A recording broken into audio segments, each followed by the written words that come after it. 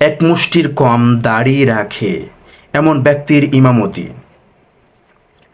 কোনো এক মসজিদে নামাজ পড়াতে যাই, ইতিমধ্যে 2 রাকাত নামাজ চলেও গেছে।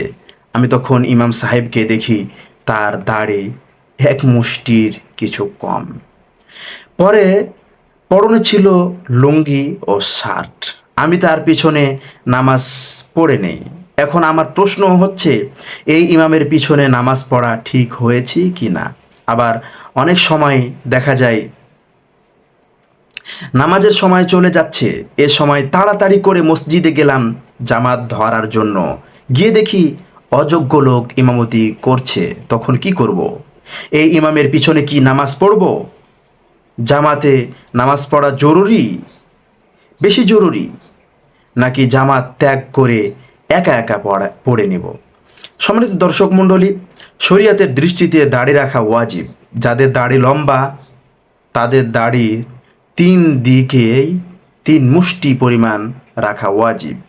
লম্বা দাড়ি হলে এদিকে 1 মুষ্টি, এদিকে 1 মুষ্টি, এদিকে 1 মুষ্টি, সব দিকে 1 মুষ্টি করে দাড়ি রাখা ওয়াজিব। যদি কোনো ব্যক্তি দাড়ি ছোট ছোট হয়েছে কি জন্যে?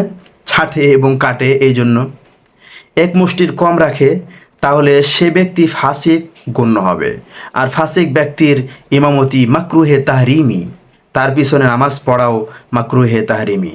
যদি কোনো ব্যক্তি এ ধরনের ইমামের পিছনে ঘটনাক্রমে নামাজ পড়ে ফেলে, তাহলে নামাজ হয়ে যাবে, ওই নামাজ দোহরাতে হবে না। এরূপ ক্ষেত্রে একা নামাজ না পড়ে এ ধরনের ইমামের পিছনে জামাতে শরিক হবে, এটাই কর্তব্য। সম্মানিত দর্শক মণ্ডলী, আজকে এখানে শেষ করছি। এতক্ষণ আমাদের সাথে থাকার জন্য প্রাণ থেকে জানাই বারাকাল্লাহু ফিক। আসসালামু আলাইকুম ওয়া রাহমাতুল্লাহি ওয়া বারাকাতুহু।